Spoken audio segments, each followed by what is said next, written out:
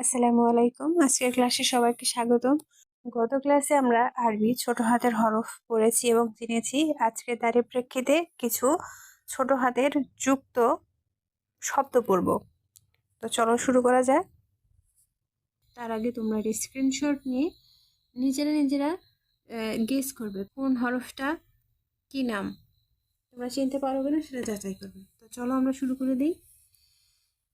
Gym, gym, gym, মানে এটা জিমের হচ্ছে এই দুইটা বাক্যের মধ্যে যেরকম থাকে, আর এইটা তো দেখেই বোঝা যাচ্ছে কারণ এটা আমরা বর্ণমালাতে হরফের জায়গাতেই শিখেছি।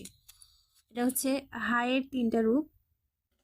হা যদি শুরুতে থাকে এরকম ভাবে থাকবে, যদি মাঝখানে থাকে এরকম হয়ে থাকবে, যদি শেষে থাকে তাহলে এরকম হয়ে থাকবে।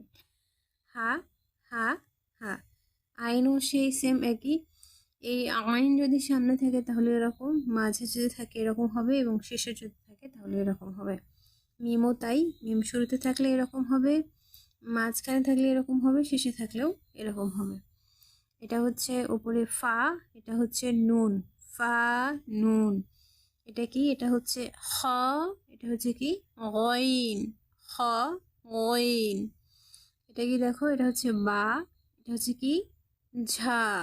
এটা দেখো কি, এটা হচ্ছে জিম, এটা হচ্ছে কি দাল, জিম দাল।